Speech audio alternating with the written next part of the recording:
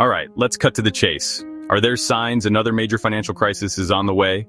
Short answer, yes. And the warning lights are flashing everywhere. Let's break down the details at light speed. First, stock markets have taken a dive lately. That's not just numbers on a page, it's a sign investors and regular people are losing faith in where the economy's headed. But unlike 2007, the problem isn't sketchy mortgages. It's tariffs, huge, painful tariffs, like the ones that helped kick off the Great Depression. They're hiking up costs for manufacturers, jamming up global supply chains, and sending shockwaves through every step of the process. Job cuts? Brace yourself. Over half of all industries in the US have reported layoffs this year. Public sector jobs, usually the safe zone during hard times, are on the chopping block too, with the biggest reductions in US history planned. So the usual safety net, it's getting pulled away. Consumer spending, the backbone of the American economy, is weakening. People are holding on to their wallets. And here's a twist. Even as jobs vanish, the unemployment rate isn't telling the full story anymore because so many people have dropped out of the workforce.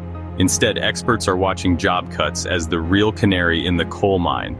Let's talk stagflation, slow growth plus sticky inflation. That's a nightmare combo, and it's making a comeback in 2025, complicating any rescue plans the Federal Reserve might have. All this is reflected in the bond market too. 10-year Treasury yields are dropping, usually a sign of fear about the future. And weirdly, they're now moving in sync with stock prices, which almost never happens. How does this compare to 2007? Back then, the meltdown started with housing and banks. Now the danger zones are manufacturing, agriculture, retail, and yes, the public sector. The government swooped in big time in 2007. This time, big layoffs could actually make things worse. So when is this all supposed to hit? JP Morgan says there's a 40% chance of recession by the end of 2025. Even if we dodge a full-blown crash, growth is expected to crawl at just 0.25% for the rest of the year. Global growth? Barely above 1%. Which sectors get hit hardest? Manufacturing first and foremost.